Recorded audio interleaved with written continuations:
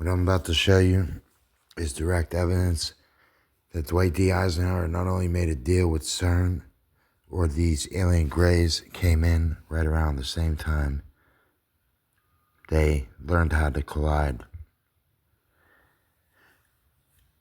And thus was CERN started.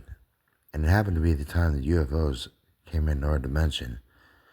And it happened to be the time right around Aleister Crowley's death, Jack Parsons' death. Disney started, NASA began. Operation Paperclip. Yep. This is a man that they're going to tell you his name is Glenn Dennis. It's not his real name. I could tell you that. They lie and use the name Dennis as a fake name. As for Area 51, what are they doing? What are they hiding? You want to hear one of the best and realest testimonies? I think there is.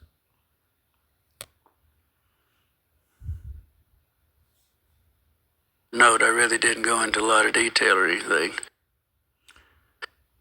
There was no teeth. That was the inside of the mouth. It was kind of like a real a gums, or maybe it was.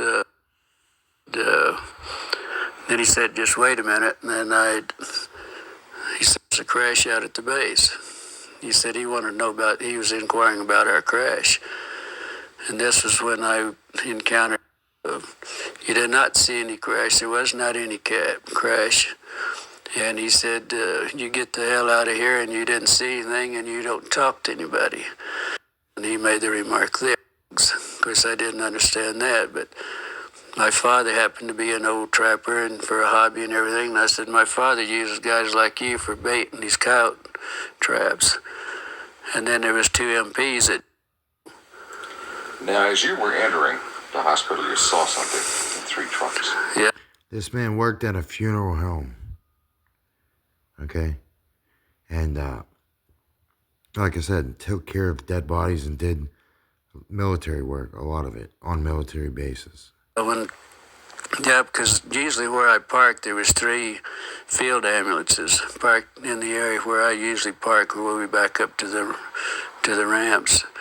So I just pulled up to the side in front of those and parked out in the front, and the airman and I got out and walked in. So when I got up, went up the steps and up the ramp, and I was walking, going into the emergency room, I noticed that the doors were open, but what was odd about it, there was an MP standing beside each one of the vehicles in the back, just standing there. And the doors were open. Naturally, I was curious, and, I just happened to look in. That's when I saw some debris, or it looked like parts of a plane or something, that they hadn't had a crash. Because I've seen them do this a lot of times, bring in pieces and the old ambulances in. Can you describe the debris? Yeah, I noticed in 2 of the ambulances there was some debris that was probably 2.5 to 3 feet, long and probably high, that was propped up on the side of the ambulance there. They were kind of in the shape of maybe like a half a canoe. They were like the front part of a canoe. Now, let's see. Who rides a celestial sunboat across the sky like a canoe?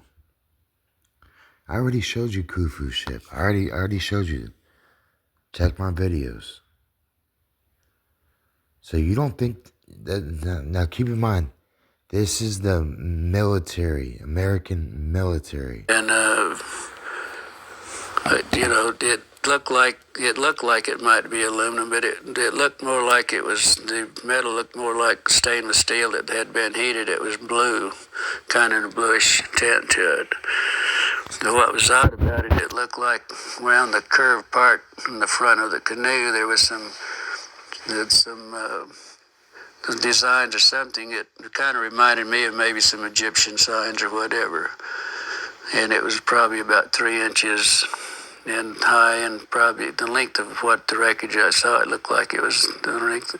And the same thing was in the other ambulance too. I mean, I saw practically the same thing. The pieces that were practically the same size, and the insignias looked like whatever that might be was part of the wreckage. There you go. Now you can watch more of this interview because it's really good, and the reason how I know this guy is telling the truth, man, because I could just look into somebody's eyes and just know if they're lying or not. But with that being said, he's describing clearly the Egyptian sunboat, ROSWELL. That boat doesn't belong to anybody in the American military. You're not supposed to be doing this kind of stuff in the American military. They kill people for stuff like this. They will not touch me, I promise. Not because I'm untouchable, but I'm untouchable. I'm loved by the Most High, LA now. So what are they doing with these? So if you watch the rest of this interview, the guy's going to go on and explain to you, there was a woman who was a doctor who was told to operate on 3 grays. These grays were wherever they're from. I'm not sure. But I can tell you, this is the reason for the experiments. This is the reason for the secret space program. This is the reason why. Because they open up a hole.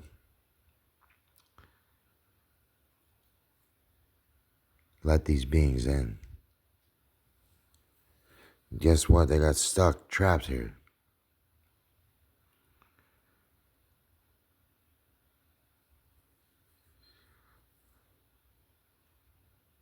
No good. No good. Dwight David Eisenhower, shame on you.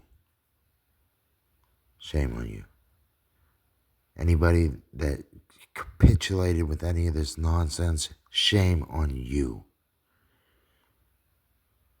And you work for the secret space program, shame on you.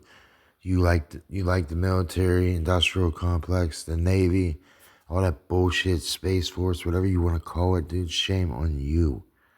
NASA, shame on you.